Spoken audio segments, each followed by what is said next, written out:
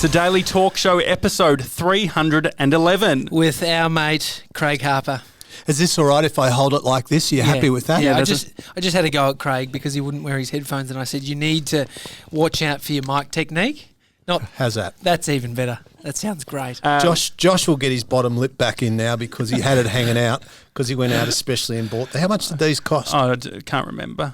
They were 185 each. The guy gave us a deal. They were 200 down to 185, so we did okay. Perfect. But Rode gave us the microphones. Thank you, Rode. They're an Australian company. This is the first time we've got a live audience. Was it 300-400? What would you say? Yeah, exactly. Probably 800. I can't. Yeah, give us a bit of a woo. Yeah, woo. Yeah. Wow, fucking hell, that was underwhelming. So where we are is at the Craig Harper HQ. This fucking straggler up the back there. We've got some stragglers rolling in. I did say before that people probably won't show up because it's free. And it is funny how hard it is to get people to something free. Well, you managed to get 750 people to pay. Pay. And we're struggling. How the fuck are we not getting that many people for the free? only thing that's changed is us two, so that's not a good indication. Anyway, we'll move on. For people who don't know, self-awareness though. Yeah, it is. Well, we've got Mr. 97 here. Say hi, Mr. 97. How you going? Now, I know I'm the only person who doesn't know this, and I know it's not my podcast, so I'll shut the fuck up soon. But Mr. 97 because... I got a 97 ATAR. Clap did that you? one. Yeah. And so... Fucking hell, Mr. 32. Well, that's exactly right, because Tommy didn't finish high school. Yeah, so I got a 0. I got a 46, mainly Wow. because I did all arts subjects. He's the smartest kid in the room. Did you want I to don't know dumb about yourself down a bit so you jumped in with these boys? Yeah, exactly, yeah. He wants a little bit of street cred. If he gets into a fight, Tommy can help. Yeah. So... Well, it's definitely not you, mate. Yeah, absolutely. But what we're doing tonight is we're at your HQ and we're going to talk about your brand new book. We are. 20 Questions for Humans by a Qualified Human. Qualified human. Yeah. Was there any question that was going to make the book, but you ended up cutting? It's a very obvious one, but...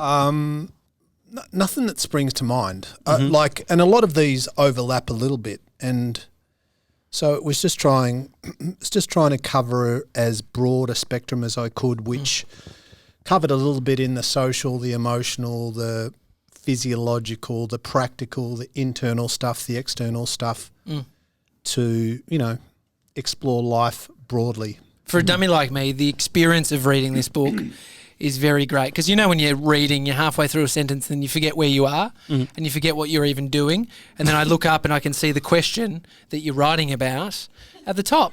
It's bloody brilliant. Does anyone else agree? Yeah. So at the front, I wanted to just check in because I haven't seen you in a couple of weeks. Sure. You did a dedication here. Sure, don't read that because I'll cry for sure. Well, I loved it. Feel I loved free. it because it's almost like a smaller emotional roller coaster. Well, actually, if you read that, I will then tell you the subsequent story, which... Oh, this is great. Should I read it? I mean, absolutely. This feels big for me. Can you read it like it's Audible presents, a bit of an audio Hang book? on, I just want to see how many people of the 800 that are here... There's 700 at the back that have rolled in late. You got to come up to the front. How many of you have actually read this really? So we've got 1, 2, 3, 4... About 250? Yeah. Okay, so that's fucking no one. So there's a dedication at the front. Shirley's ducking and dodging. She's at the front, And do you want to come through? Come through. Yeah. Just don't... Hi, Emily. Welcome to the Daily Talk Show. Emily. Yeah, hi. Hey, Emily. All right, now, thank you for coming. I'm about to read to you. So this is the dedication in 20 Questions for Audible Humans. presents... Are we starting soon? Or? Yes, absolutely. This is it. This is it, mate. You've arrived. You've peaked. 20 Questions for Humans by Craig Harper, read to you by Tommy Jackett. Dedication. As much as I love my beautiful mum, I am dedicating this book to my dad, the man who doesn't read books, the man who rarely gives hugs, the man I have disappointed and sometimes made proud, the man who loves deeply but struggles to express that love, the man who carried his obese 10-year-old son in a father and son piggyback race while the other dads wore their skinny kids like backpacks, the man who, with the biggest handicap in Father-Son Day history, pulled off a Herculean second place, He's the man who always lives his values, the man whose moral compass was often my obstacle, the man who paid me a man's wage when I was 14, as long as I did the man work. I did the work of a man. The man who taught me about principles, responsibility and work ethic. The man who still adores my mum and protects her fiercely. The man who still screams at the telly. The man who had no role model growing up but somehow turned out to be a great man. The man who goes to church every week. The man who won't know how to respond to this dedication. And the man I respect greatly. Love you, Dad. I just wanted to know, how did he respond? Did he read the book? Well, he probably didn't read the books. Oops. Oh, no. Oh, the coffee. That's Sorry, okay. mate. That's See, all Tommy right. predicted that. I He did. probably didn't read the book, but he definitely read that bit because I sent, I didn't, I don't do any sending, let's be honest. Melissa sent a book. Melissa sends all the books. Melissa does all the work. Yeah. But so he got the book and I'm talking to Mum.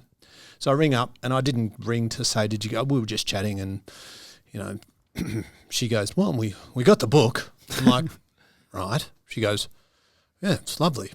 I'll put your father on. And he goes, yeah, it's good. Looks good. It's good size and it's I like the flat and I like the gloss. It sits out well, doesn't it? I'm like, yep. And he goes, yeah, well, I go, no. And he goes, the bit you wrote, the bit I wrote. The whole thing? I go, the bit I wrote. I go, the dedication, Dad. And he goes, yeah, well, that was embarrassing. That's Ron's feedback. That's Ron going, fuck, I love you. Thank you so much for writing that. Proud of you. Give us a fucking hug. Jeez. There's a chapter in here about self-awareness. What's the exact question that you've... I think it's around the how am I perceived? I mean, you're the one who should know these questions. Well, yeah, I've read it. I read it as well, but I just forget. Oh, the question is, what's it like being around me, or what's the me experience like? And I think that this is a really good question because we don't live in isolation. We don't live on an island, and we unintentionally and erroneously think that people think like us. And we quite often think that our intention is someone else's experience. So it might be my intention to be mildly amusing and entertaining and somewhat interesting and perhaps slightly inspirational, but the audience's experience is not that. It might be that they are deluded, distracted or confused or They're pissed definitely off. confused today with us here. So it kind of, and I often say to audience, does it matter what people think of you? And often they go, no, fuck them, just be me. And I'm like, no, that's actually dumb, because it does matter what people think of you in the sense that if you don't understand how you're perceived, you can't create connection. And connection and communication effective communication go hand in hand. So if you want to be an effective parent or an effective friend or role model or teacher or coach or employer or employee or human, you need to at least have a level of awareness of what it's like being around you. Otherwise, you will have a false sense of everything. And so, I'm aware that there are a percentage of people who will really resonate with my communication style, my language, my casual way of explaining complicated things. I'm also aware that for other people that won't work. And I'm also aware that I'm going to get 1 or 2 or 3 emails or messages a week from someone going, you're a fucking idiot. Yeah. Do you think your dad has been aware of the type of relationship or the impact that he's sort of had on you? I think, I always say if you want to know someone, pay a little bit of attention to what they say and a lot of attention to what they do. And my dad is very much, his emotional awareness and perhaps intelligence, it's probably not the right word, but his ability to communicate emotion is not amazing. But is he loving and generous and kind? And yes, he is. Does he articulate his feelings well? No, terribly. But I always say that if you want to understand somebody, then understand their story. So my dad grew up in, I probably don't want to say it publicly too much, but a not very good environment. Abusive, violent at times, and like my childhood was Hollywood compared to his. And the way he was treated and the love that he didn't get and the care and the nurturing that he didn't get, I got all of that, you know. And so compared to where he came from and what he experienced and his role modelling, which there was none, my dad was virtually father of the year, father of the century. I think it's definitely changing, isn't it? You know, that generational self-awareness or just willingness to engage in their feelings. Why is that changing, do you think? I think it's we live in a I mean, this is obvious when we go a different time and a different culture, but I mean, back when my dad was literally growing up, there were 6 boys in one family in the Depression, 8 mouths to feed. So if you got a sandwich, it was fucking exciting, you know? So just the practical reality for a lot of people, when my dad was 10 versus when I was 10, the practical reality for my dad at 10 years of age was just one of survival, like trying to get food, trying not to be starving, trying to figure out how to make these 5-year-old shoes still fit or work. Or I think we just inhabit a much, and I'm generalising, but I know that I definitely, compared to my dad, I had a totally privileged upbringing. You know, I was one kid. I had my choice of bedrooms. I had a bike. I had private schools. I had a skateboard. I had 3 meals a day. I had parents that loved me. I never got beaten. I never got screamed at, you know. But, you know, there's that amazing book which is called The 5 Love Languages by Gary Chapman, where he talks about, you know, the ways that people give and experience love. And my dad's love language, in terms of what he responds to, is words of affirmation. Ironically, he doesn't give that much, but that's, you know, with him, when you tell him that his garden is amazing or his artwork, because he's a brilliant artist, you tell him how brilliant his work is, or that for him fills up his love cup. I'm pretty happy my dad's is acts of service, so if I just want him to build anything for me, he'll come do it ASAP. Well, my dad's love language is the same. Is he? Yeah, if I said give us a hug, he'd say fuck off. If I said paint my house, he'll say see you in the morning. Like it's true. It's so weird. I'll be there at 8 with my fucking brushes, but if I go, can I have a cuddle, you old fucker? He's like, no. What's your love language? My love language is with people that I care about, quality time. And I guess Craig loves me. We've spent a bit of quality time together. because I'm an insecure fuck, I guess still words of affirmation. Yeah. So, Great answer. pardon? Great answer. Thank you. See what he did there? I think I'm taking that off. Yeah, please. it's a bit hot, doesn't it? You can wear it like a DJ if you want. I'll come back You've to it, done my- maybe. But did you have to unlearn some of those things that your dad taught you about how to love? Well, I think, you know, we're constantly being taught, but not consciously being taught, right? So my dad never went to me, love is X, Y, Z. It's not A, B, C or D, E, F. It's X, Y, Z. But your parents are always teaching you for better or worse.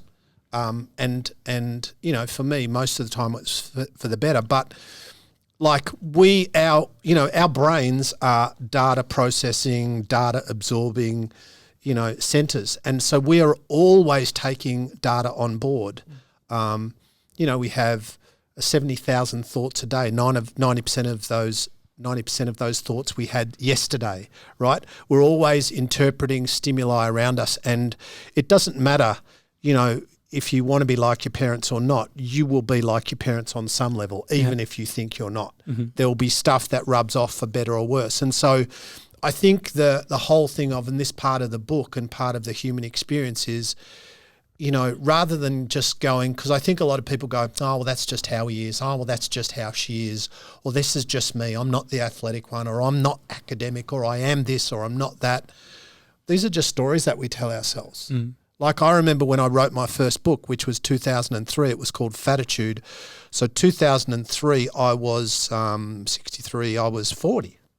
I'm like, fuck, who am I to write a book? Yeah. Who am I to write a book? No one will read it. And that was the reinforcement I got. People were like, well, you know, it's good you're writing a book, but they're very hard to get published. Most people were kind of saying you won't get it published. And then by the time I wrote my, I don't know, 9th or 10th book, it's not like, can I write a book? It's like, can I write a book that will be a book that people want to read? How am I going to distribute it? How am I going to sell it? How are we going to market it? How is it going to be different? What's the right formula? How many words? How do I make it readable and digestible and valuable for people? And then how do I turn that obviously or hopefully into a product as well? You know, so I think that long-winded answer is that we're always being taught and we're always being influenced and we're always being moulded and programmed by everything external, be that TV, social media, government, parents, school, friends. But the challenge for us in the middle of all of that external stimuli is in the middle of that to be a conscious being that's aware of what's happening around us and to us, and then to figure out who we are and how we are independently, irrespective of those forces. Can we help change our story if we decide that we get to a certain age and the way that people have sort of set us up, or maybe even how we've set ourselves up as a story, has changed?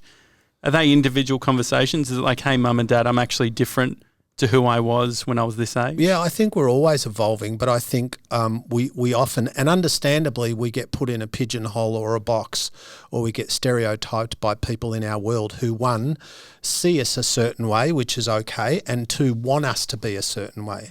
So the challenge is for us to write our story, not to be a character in someone else's their version of what our story should be. And I had my own story about who I was and how, and my story was, I'm the fat kid who's not very good at anything.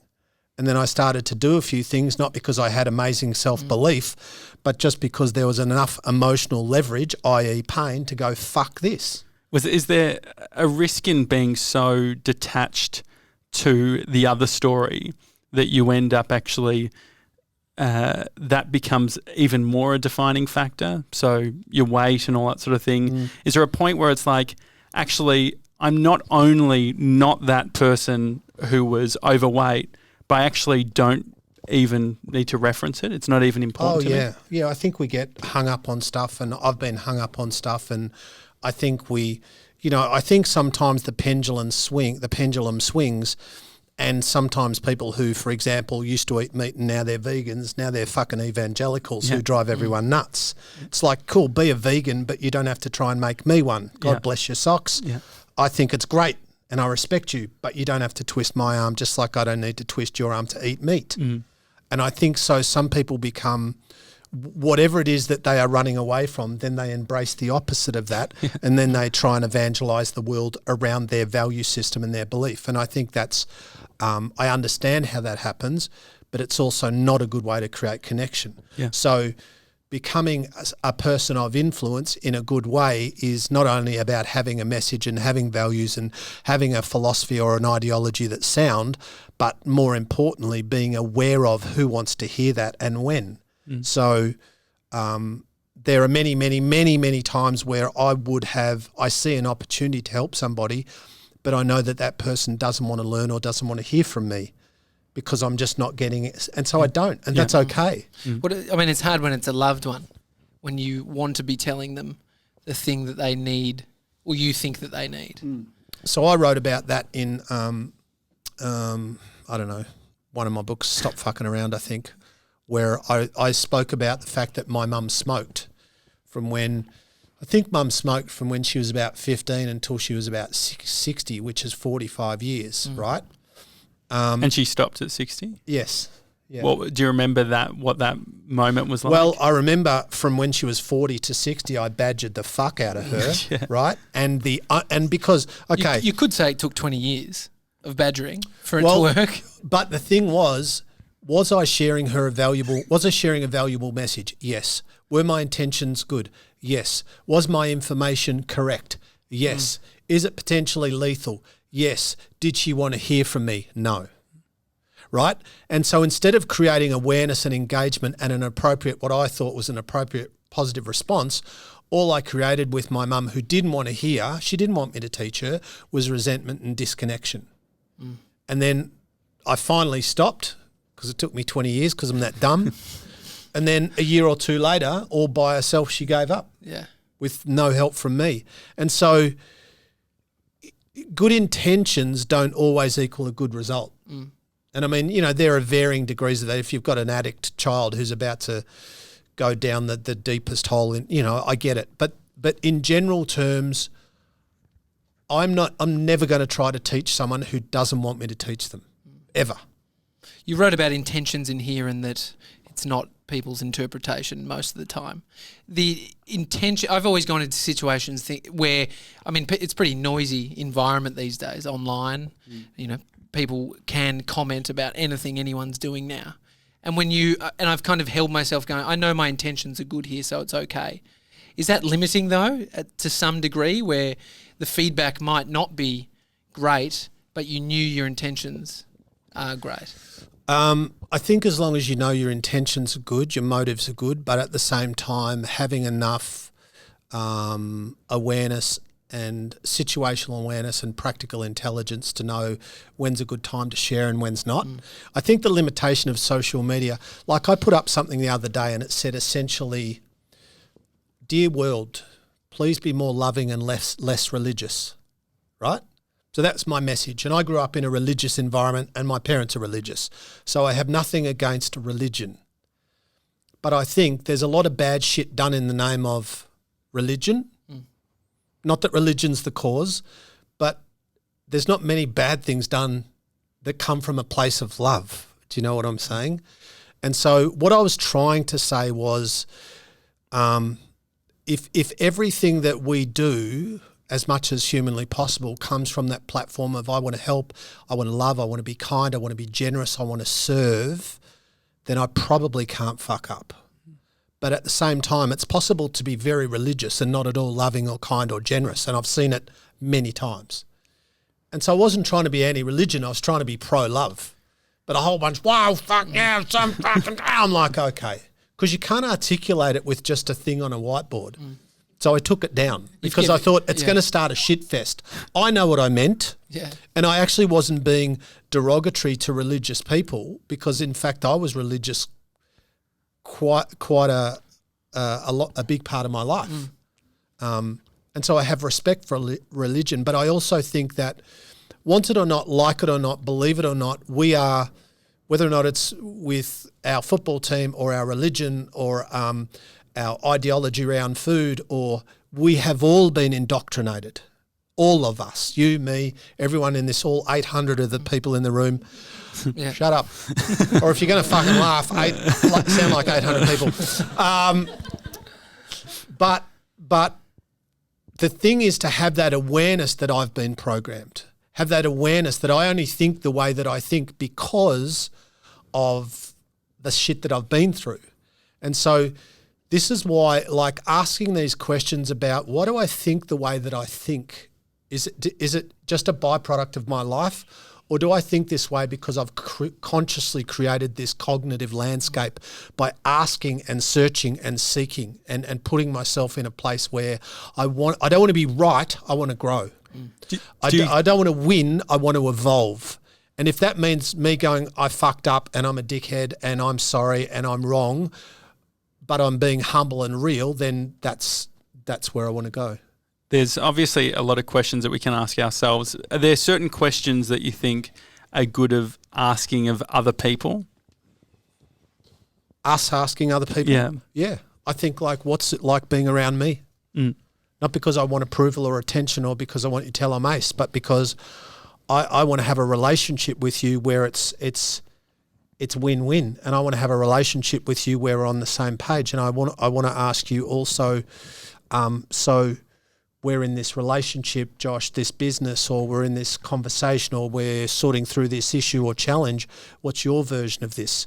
Because it's in my interest and your interest and his interest and everyone's interest to at least understand, not agree with necessarily, not embrace, but at least to understand each other's reality. Can it be structured where it doesn't feel like, because I feel like these questions are great when we're hitting a point of turmoil or things are hard, how do I not seem like a weird unit by taking you out for a coffee and just asking you, what am I like to be around, Craig, without you going, when you're not so weird, okay? I just think that stuff comes up organically. Like I met with somebody this morning who's going through some shit, and we met for an hour and a quarter, and I would have done 5% of the talking and she would have done 95. So it's just knowing when to talk and when not to talk. And I think it doesn't, if you ask something and you seem a bit weird or feel it doesn't matter. Yeah. Like it doesn't, so what? I'm like, I have lots of people that think I'm weird for a range of reasons. That's me. But thank you. But I love you. Thank you. But all I care about really is that I'm doing my best to live aligned to my values, which I didn't always do. Question 2, what are my core values and how Question 2. do I live in alignment? It's fucking Eddie Maguire here from Who Wants to Be a Millionaire. Do you want to phone a friend? Or No, what I loved here is you wrote, when I'm in alignment, which is not all the time, my experience is usually one of calm and contentment. And when I'm out of alignment, it happens, my experience usually sits somewhere on the scale around anxiety, misery, disappointment and guilt. I hadn't heard you say that bit about feeling, what it's like for you feeling when you're out of alignment. Is that, do you think, a good gauge for other people in terms of listening to that level of anxiety, disappointment or guilt to gauge whether they are living out of alignment? Maybe. I mean, usually my observation is that when people are living a more aligned existence, which just means, well, what's the stuff that really matters to me? Love, connection, people, purpose, living my beliefs and values. I guess that's the stuff that really matters to me. Not that there's anything wrong with driving a Porsche or living in a mansion or earning $1 million a year. Nothing wrong with any of that. But I think for the most part, when people are, like we've all met people who are living what we would call a successful existence. It's all shiny and fucking amazing, who are also taking Xanax and Valium and Prozac and 3 other kind of mood enhancers or anxiety controllers or whatever. And so what we know is that it's very easy, it's not easy, but it's very possible to have an external existence which looks amazing, but an internal reality which is fucking diabolical. So I don't care about how shiny someone's life is. I care about what's their experience in the moment. Because I've worked with lots of high-profile, wealthy, successful, well-known people who I would say are disproportionately less happy than my run-of-the-mill friends. And I know that's a very broad statement, but it's true because I think in our culture, and this is getting deep, and these are just my thoughts, but I think in our culture, largely we are taught that success is what you have, what you own, what you earn, what you look like, and what people think of you, right? And so that's what you grow up going, fuck, I've got to look like this. I did that. All I wanted to do was because I was this fat kid who was picked last for every sporting team and all these things. So I associated my body with negative stuff. So I went, well, fuck, if I can have an amazing body, then that'll equal good stuff. And then I started to get in shape and I got more popular and I started to get picked for sporting teams. I started to win. So I drew this unhealthy correlation between my physical state and success. And in a way it can be, but I kind of thought that was the totality of it. And then I woke up when I was 22 and just wanted to be Mr. Universe, and I was this 100-kilo insecure, overthinking fuckwit with great big muscles and 5% body fat, and I was still looking for approval, and I still wanted, I could never be big enough or lean enough or anything enough, but it was never about my body. It was always about the internal stuff. Why do you think we make the same mistakes over and over again? Because we don't address the cause. We don't address the cause. We go, well, all I need's a 70-inch telly. Fuck, you get it? No, it must be the 75. No, I need the 80. No, I need a giant cock. That's what I need. I'll get a great big 12-inch fucking, that's what I'll, whatever. Yeah. Like we always think, we don't articulate this, but we think that something external, a thing, a brand, a Facebook number of likes or whatever will fix some internal issue. Because it does temporarily in some regard. I think that's part of the trick, right? Which is, especially on that retail stuff. It just distracts us. Yeah. Like I remember buying $130,000 cars and 4 days later going, Yeah. I didn't like it that much. But is the dip, so the raise in endorphins and excitement you get from these purchases, or whatever you're looking at, that gives you the enjoyment in that? Like, say if you bought fucking expensive headphones, Yeah. For example. Happy about it, then your mate doesn't want to wear Yeah, it. exactly. What true kind of and we chucked out the maturity fucking is box. about- That was your choice to chuck out the box. But anyway, that's No, but so there's something in that up and down where it's like it feels greater than the sort of plateau of happiness. yeah. Feels like we move forward a little bit, but then it seems like a 2 step forwards, 1 step back. I guess where I noticed it in a big way was Facebook started doing the memories stuff, right? And then I was like, it would get to certain times of the year and I'm like, hang on, I see a picture, I'm like, oh, I'm doing something just the same as why I did the November. It's like, oh, every Sunday, why is it every Sunday is the last day that I'm always going to eat shit food? It's always on a Sunday and I go fucking hard every Sunday. And Tommy pointed out to me, Josh, you've done that every fucking Sunday this year. Yeah. And so it's really just a cheat day. So how do we actually like shift that? Because it feels like at the time it's like you've got this amazing amount of force, but the mistakes keep on happening. Okay, so let's talk about your eating. Yeah, great. So, I mean, the thing is that behaviour with you where every Sunday you fuck up and tell yourself this story, that's not new. That's long-standing, right? Yeah. So that's hardwired. That's you on autopilot being a fuckwit, right? Yeah, absolutely. That's you, Josh the fuckwit, telling himself a story despite your significant intelligence. So questionable. Yeah. So you're not going to fix that by Tuesday. So there needs to be an internal shift on a subconscious level, because your subconscious controls most of your behaviours, the big stuff. Not, will I have that milk, or will I wear the blue or brown socks? But in terms of the way that you typically behave day to day on a kind of autopilot level, that's your subconscious. And so your patterns and your predictable behaviours and your habits, destructive and good, they're all hardwired into your subconscious mind. And so for you, it's a matter of recognising, it starts with acknowledgement, humility and awareness. No bullshit. Don't give yourself a fucking get out of jail card. Like, the truth is, you've done this, I don't know, let's just say the last 50 Sundays in a row. Chances of you not doing it this Sunday, next to zero. Yeah. So if nothing changes, nothing changes. Is that a challenge? So, I would love a challenge. It feels like that's exactly plays into my whole thing. You don't need a challenge, because that's I'll bullshit get a fucking too. DEXA scan. But no, again, that's just another thing you do for a while. Yeah, absolutely. See, I got a DEXA scan, I started this thing. Fuck starting a thing. Bought a pressure Change cooker. your operating system. Because when you change your cognitive default setting, the behaviours will happen. The behaviours are not the problem. The behaviours are the consequence of the problem. The problem is internal, but that manifests externally in this, right? So that's why we go, I'll change that.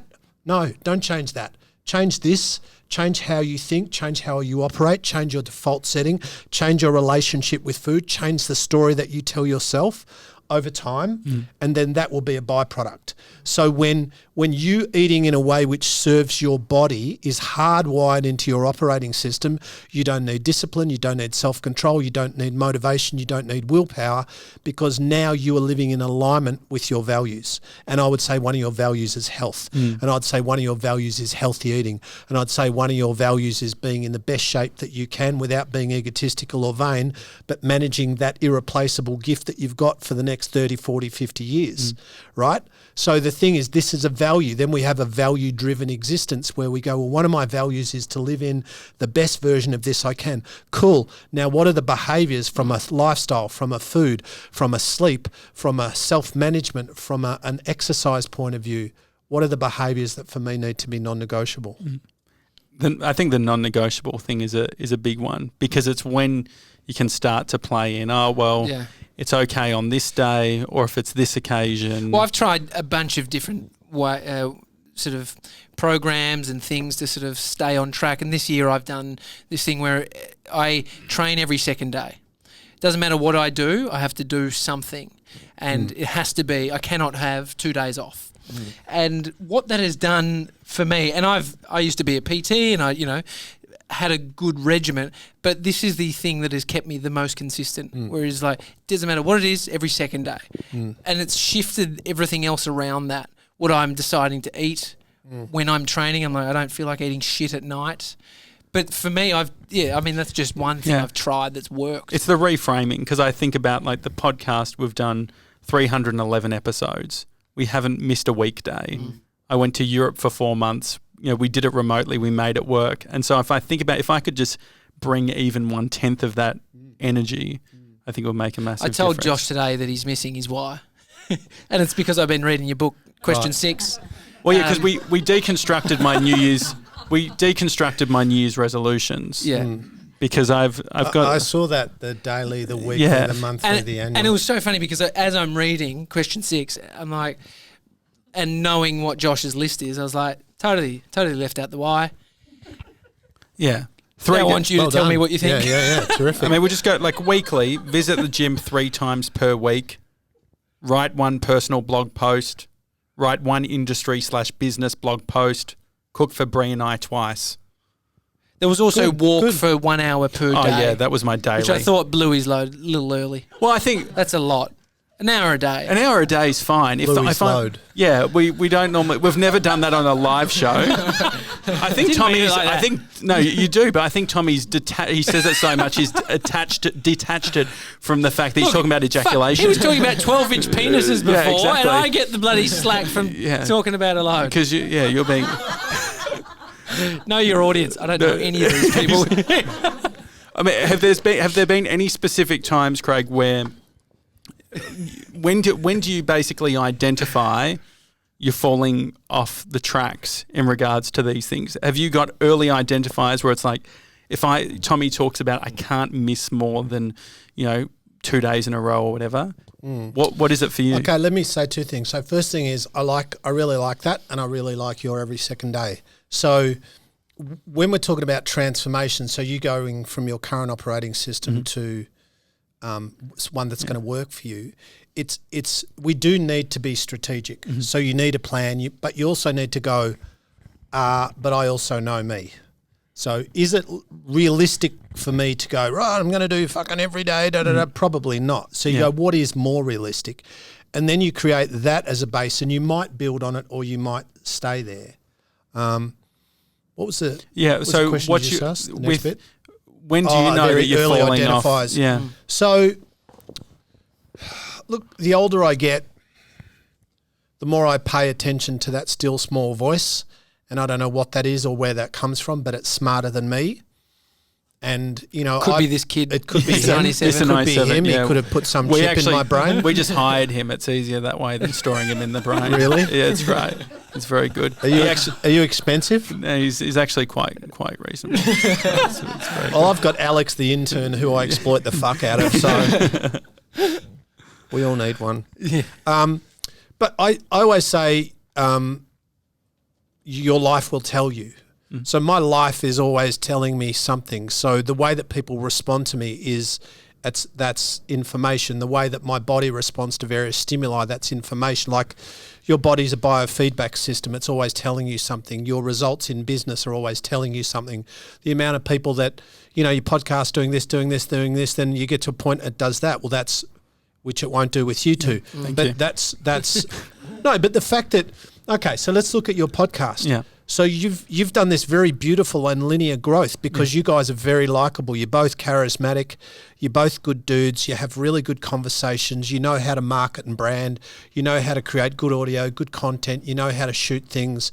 And so you're very strategic. But in the middle of all of the strategy, in a fucking overwhelm of podcasts, you guys, I believe, will have one of the best and most successful podcasts in Australia and eventually perhaps the world in this space, because you are very good and very consistent. because the amount of people who go, fuck, I'm going to do a podcast and buy 3 bits of equipment and talk to their fucking neighbour 4 times and go, oh, I tried it, it didn't work. Because you guys are talented and all that stuff, but the level of commitment and work that you have wrapped around your core ability and your focus is fucking amazing. So if you could take a bit of that to some of the stuff that for you is a personal challenge, right, then, you'd kill that other stuff as well. But it's very unsexy. I think that's the realisation is I've never had anything that we've been able to do this consistently. And I constantly think about, wow, like Tommy did say, brought up the idea of doing push-ups before the show. Did I? Well, because we Can't thought, remember that. well, this was when I was pushing back on the gym. The idea being that we do the fucking show every day. At least if we do it before the show, it will 50 get push-ups a done. week. 50 push-ups. Better than now. Yeah, it's very true. But I think there is something in the taking the consistent thing, which is the unsexy thing. It doesn't even feel like it makes any part of the. Tommy and I went to the gym 3 times a week for the first part of the year, January. And I'm still January going. the 8th. January the 8th. Yeah, maybe it was the first couple of weeks of Jan. Yeah. And the thing was that I was membership still. Yeah, still paying membership. So fitness first. I'm part of that percentage, the ones I'm The 85%. Yeah, I'm the 85% that's funding all of you guys in the audience. But the thing is, I don't know where I was going with that. I think so. I'm just gonna. Where the fuck are you? I don't know where I am right now. I've just fucking treadmill.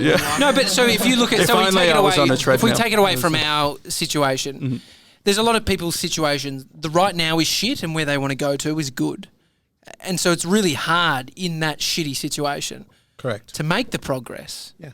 So, but that this is shit is, that's part of the human experience. It's like people want to, everybody wants a better something. Everybody wants a better life or a better body or a better job or a better internal state or a better marriage or a better level of motivation or better outcomes or better financial situation. Everybody wants something better. But for the most part, that's never going to just occur. We need to create that or let go of it, right? So it's not just going to eventuate. But generally, to get from where we are, metaphorically, to where we want to be, will involve decision-making, effort, energy, discomfort, unfamiliarity, and or a combination of those things. So, and most of you have heard me say this, but the dichotomy is, on the one hand, I want to learn, grow, evolve, become fucking amazing, resilient, mentally, emotionally tougher, but at the same time, I don't want to get uncomfortable, right? Yeah. So we're attached to comfort while wanting to grow, but comfort and growth don't go together. So it's, all right, so, I get asked once a day, how do I do what you do? How do I become a professional speaker? And I get asked quite often, how do I get over my fear of public speaking? And the answer is? Public speaking. Public speaking. You can't get good at what you don't do. Yeah, but I'm terrified. Yep. But I'd never met anyone who's died from public speaking. So you'll be okay. I'm sure there's been a bad stage fall or something like that, but that's not Has to have been. You talk about taking 3 days off a year just to be on your own. Yeah. How long have you actively? 10. 10 years. Oh, I did 10 days. But 10 days. I spend a lot of time by myself because I travel a lot and I'm away in hotels by myself. Yeah. So I have 24, 48 hours where I'm not with anyone anyway. I'll just go out and talk to a bunch of people for an hour or two, then fuck off. So and I'm not married and I don't have kids and I live by myself. So I spend a lot of time alone, but I talk to people who are never alone.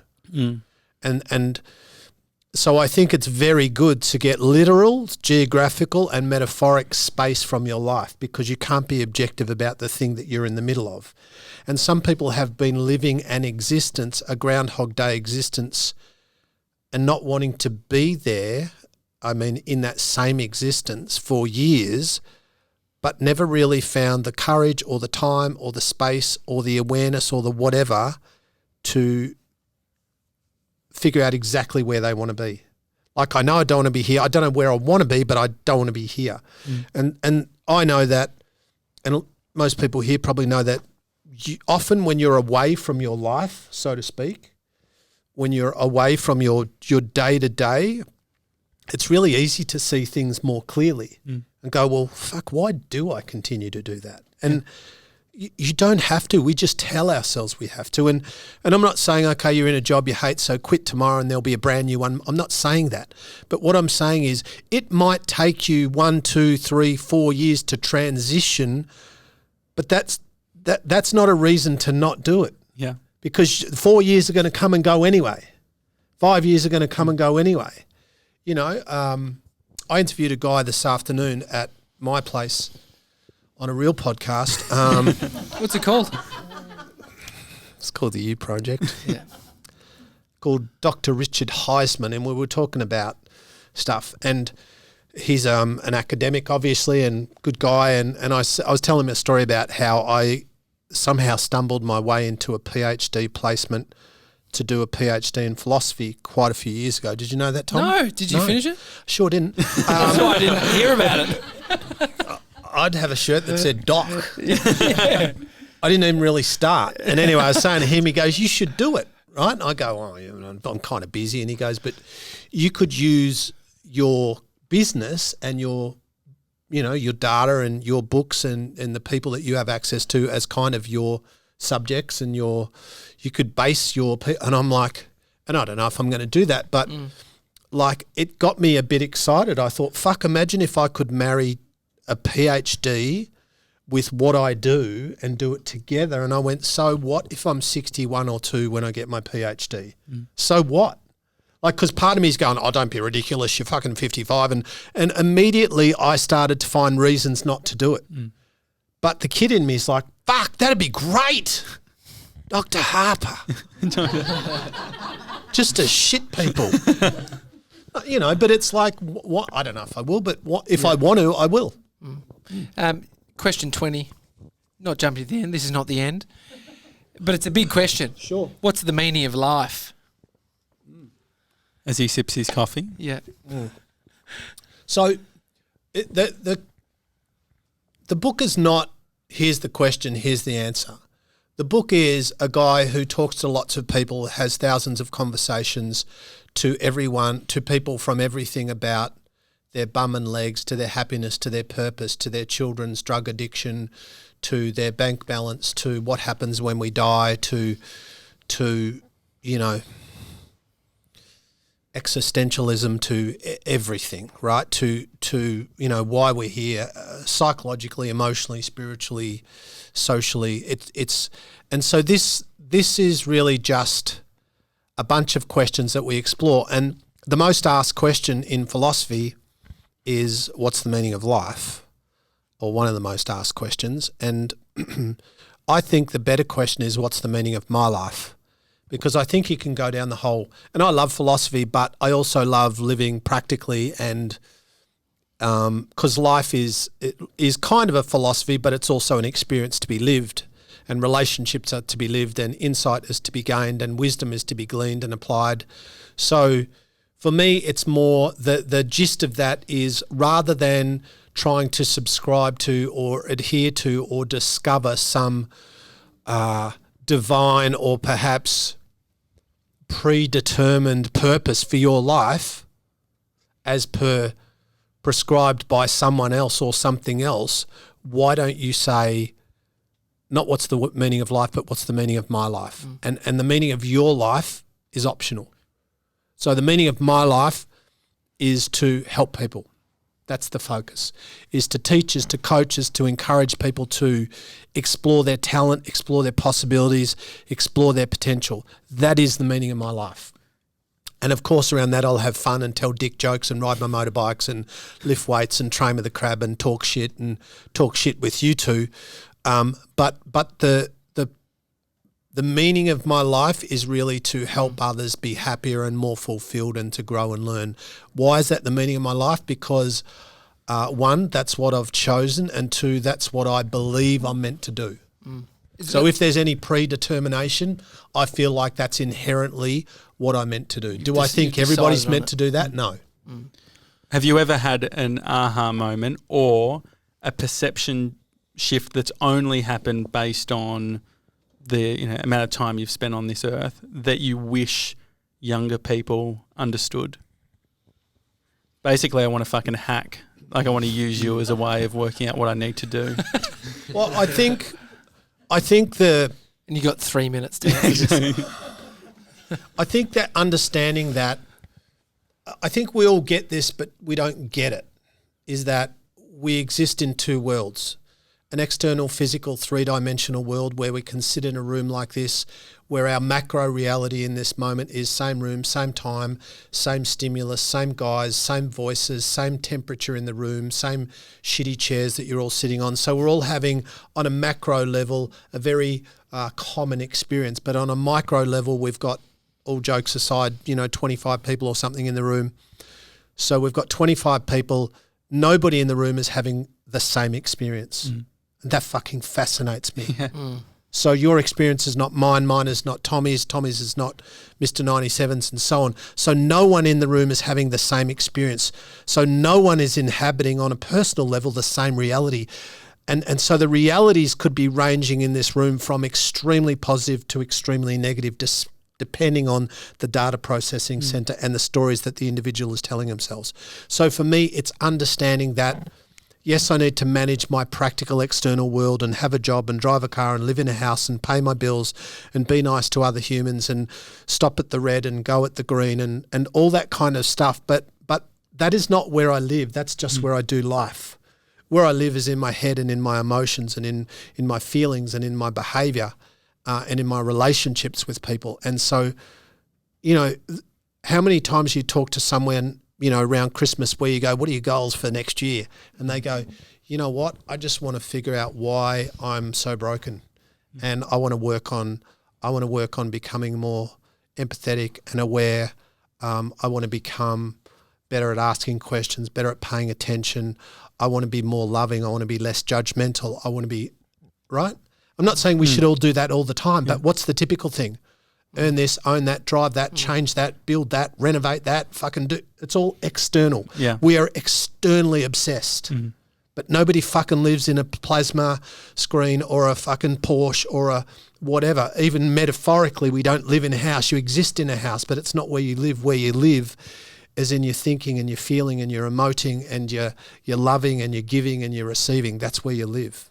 In a couple of minutes, we'll open the floor for anyone that's got questions. So if you do have one, Mr. 97 will come around. But when we do ask, you just put your hand up and then Mr. 97 walks over with the microphone. I didn't know we were doing that. Yeah, we are. Sorry about that. How's your experience, Mr. 97, of this event tonight? How are you feeling, mate? Oh, it's great. I'm learning heaps. I think one question that I have, because I think a lot of these questions, I guess, are sort of overwhelming to think of.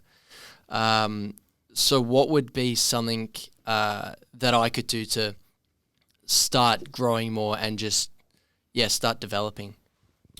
Okay, I could answer that 100 ways, so I'll answer it this way. How old are you? 19.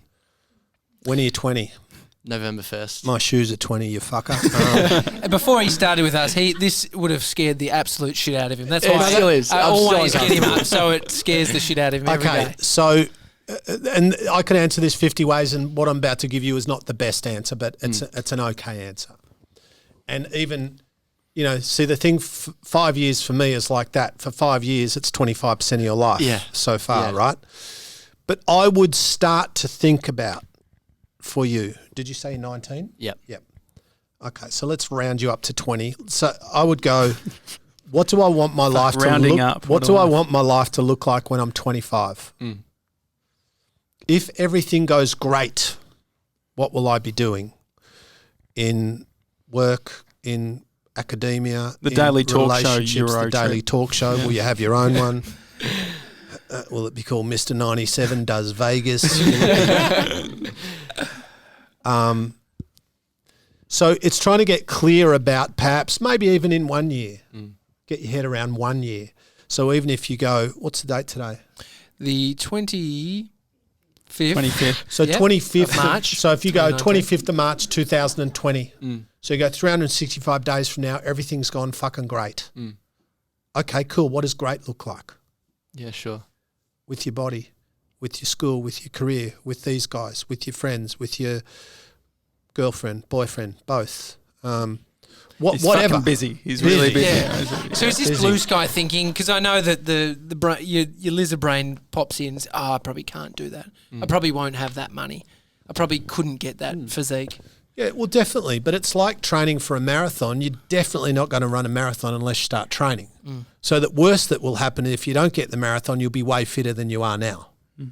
You know, so it's about going, what's in my control, what's not. What's not totally in my control is everything that might happen over the next year and what the outcome might be. It's not totally in your control because they're external variables.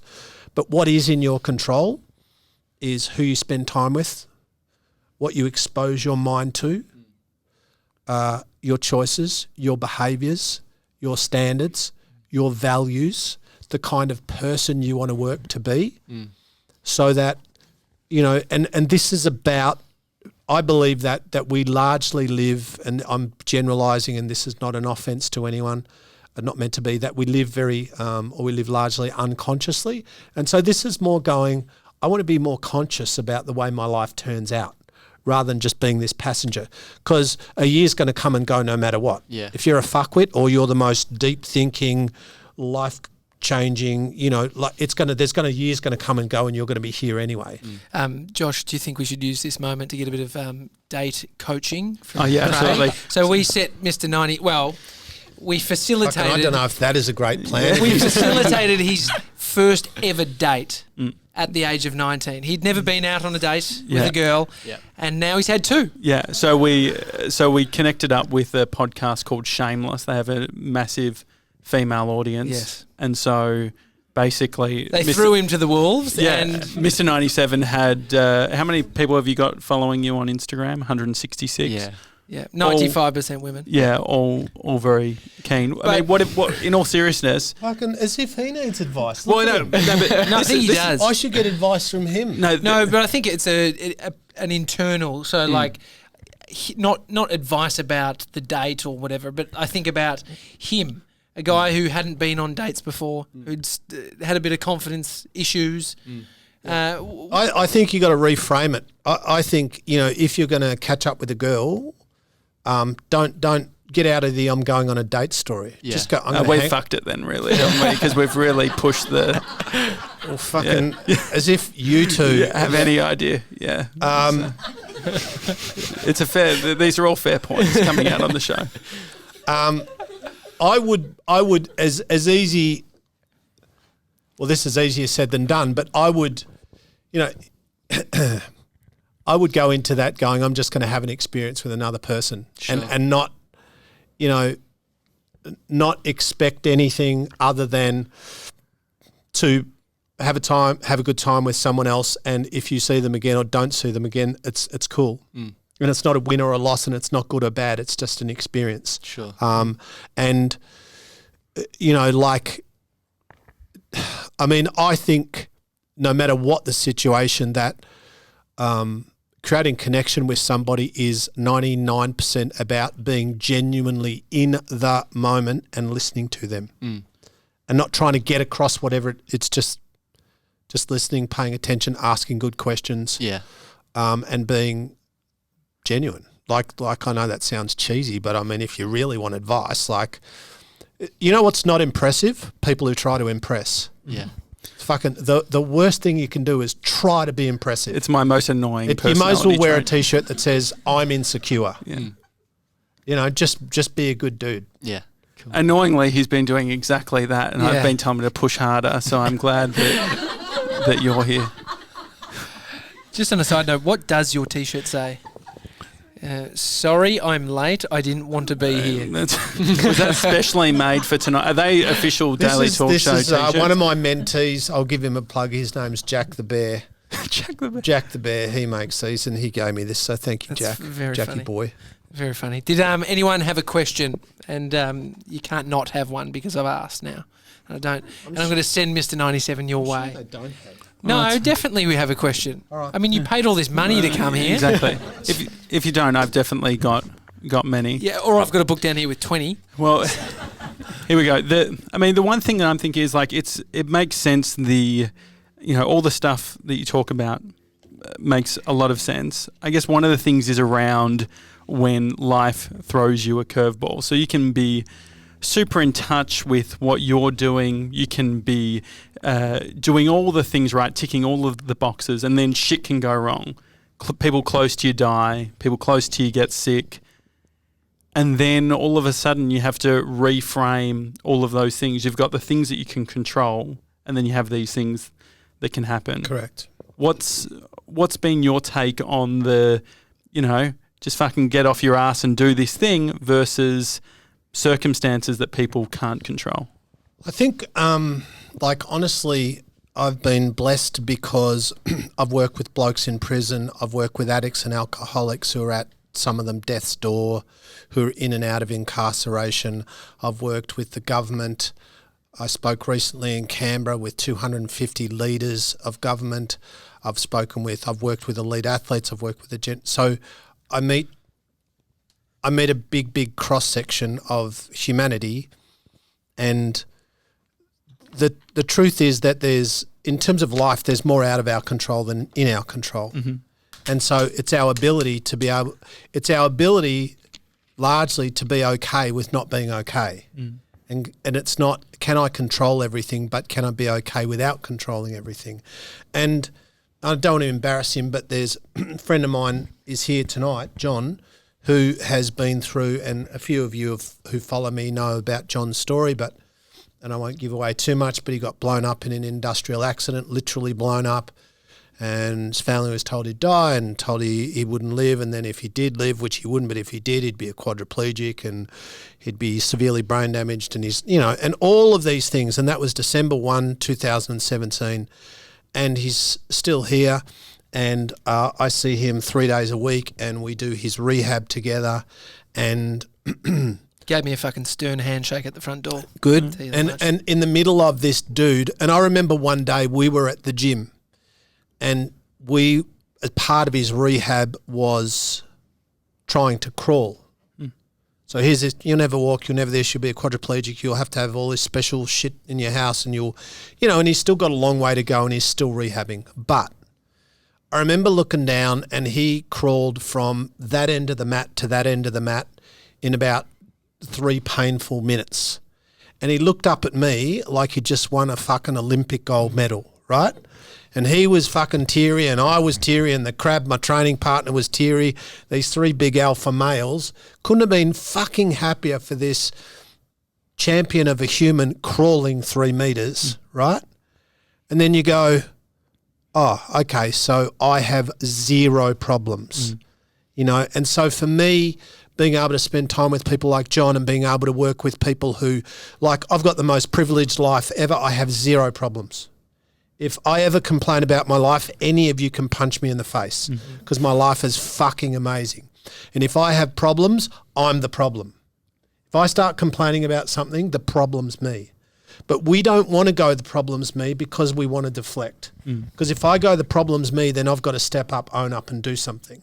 So it's much easier to go, it's him, it's her, it's this, it's my genetics, and I'm not saying people don't have legit issues, but I'm saying, and this is not very popular because I work with people with real problems, but I think a lot of the problems that we consider problems are just stories we tell ourselves because we're precious. I'm not saying there are not people with real mental and emotional health issues. Of course there are, and they have my respect and my compassion. But when I talk to somebody whose problems are a half out of 10 and they're talking as though it's an 11 out of 10, I feel like go and hang out with Johnny for a half a day and shut the fuck up. How do you create in the moments when you've lost perspective? How do you remind, your Uber Eats is late and you're ready to fucking blow up? Yeah.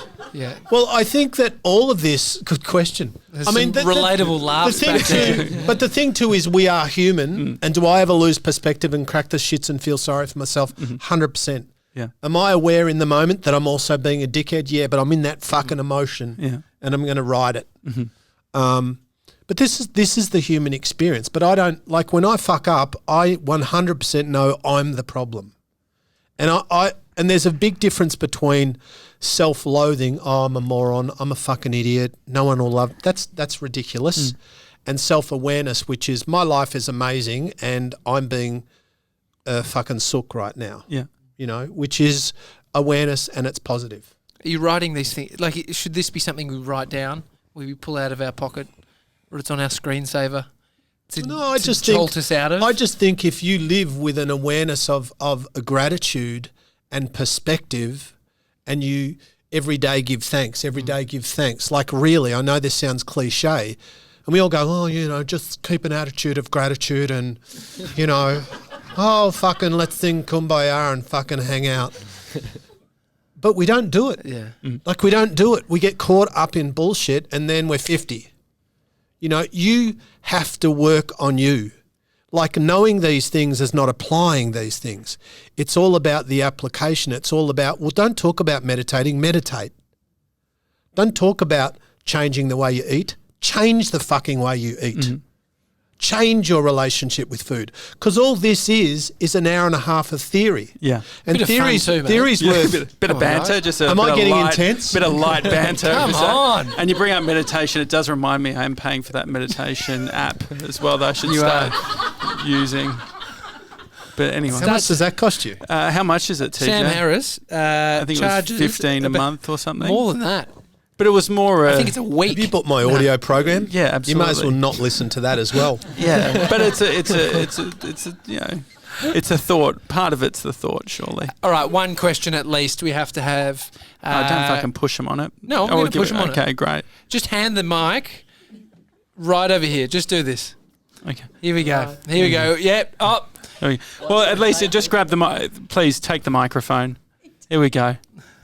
Hi. What's your name? Rob, Rob. Hey, Rob. Whereabouts are you from? Are you around here or Narry Warren South. Narry Warren South? yeah. Oh, Absolutely. you grew up. Where'd you grow up? Endeavour Hills boy. It's not far. Absolutely. On the Daily Talk Show's intro, there's an Endeavour Hills homage of the sign. Anyway, that's a long story. Rob, why did you come tonight?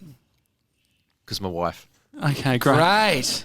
And she made you take the Can I- microphone. This is going well. Yeah, No, this is good. mate. This is actually very good for our show. Yeah. this is in We've regards. got a real life person Yeah, absolutely. Yeah, this outside of Mr. 97, yeah. which is great. I mean, what stands out from you, Rob, with when you hear Craig talk? What resonates with you? I've enjoyed it, first of all.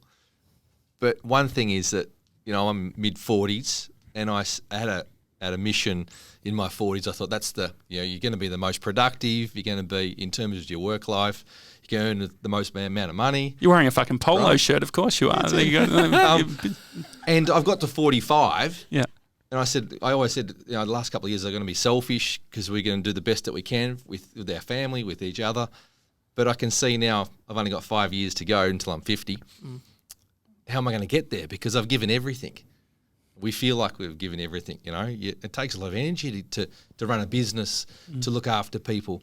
Yeah. And you're doing it for them and you're doing it for yourself. But you got to set some goals and you've got to keep motivated and keep working at it. It's hard. Yeah. It's hard to keep going. Is the ambition thing it seems like there is, and thanks Rob for having the question or the statement, that idea of ambition and that idea of the only way that I'm going to do this is stop fucking telling myself these stories and just do it, and the relentlessness. How can we balance that with that kumbaya, chill out, gratitude? It's Rob, right? Yeah. Rob said, so how will I get there? You're there. Like the only moment you're ever going to live is this moment. Like you're never going to live, like when the future comes around, it won't be the future, it'll just be another installment of now. And it's not to say we shouldn't plan for what we call the future, but it also means that right now in this moment, so us 25 people in this room will never have this experience again. There'll never be these 25. Has it been that bad? No, but I'm just saying, having that awareness of this experience in this moment, like for me, there's nothing in my head except this moment and trying to be good for these people and trying to be whatever we need here, but also enjoying the moment. And so you also have to acknowledge what's awesome about your life and what you're doing great and what's your emotional bank balance and your spiritual bank balance and what's great about, you know, imagine if you perish the thought not going to happen, but all of a sudden someone very close to you something happened tomorrow, then all you would want is today back where that thing hadn't happened.